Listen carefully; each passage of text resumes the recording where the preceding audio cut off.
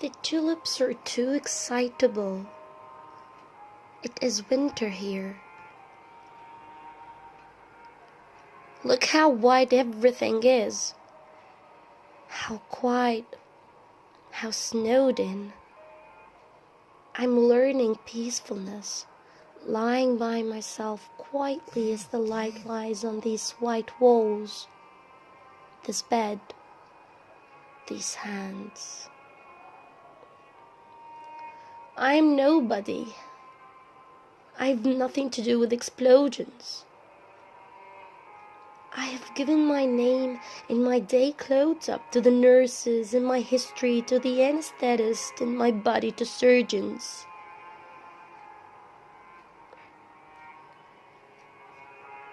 They have propped my head between the pillow and the sheet cuff like an eye between two white lids that will not shut.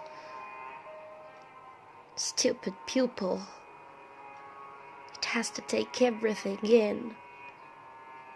The nurses pass and pass. They are no trouble.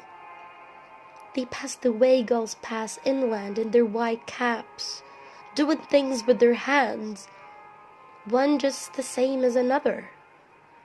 So it is impossible to tell how many there are. My body is a pebble to them. They tend it as a water tends to the pebbles it must run over, smoothing them gently. They bring me numbness in their bright needles. They bring me sleep. Now I have lost myself, I'm sick of baggage. My patent leather overnight case like a black pillbox. My husband and child smiling out of the family photo. Their smiles catch into my skin like smiling hooks.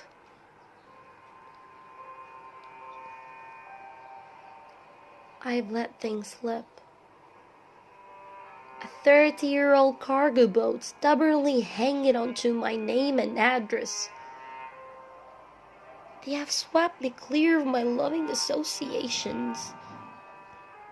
Scared and bare on the green plastic pillow, truly I watched my tea set, my bureaus of linen, my books sink out of sight, and the water went over my head. I am a nun now. I've never been so pure. I didn't want any flowers. I only wanted to lie with my hands turned up and be utterly empty.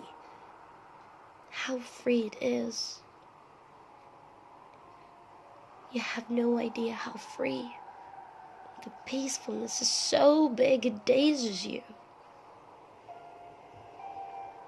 And it takes nothing.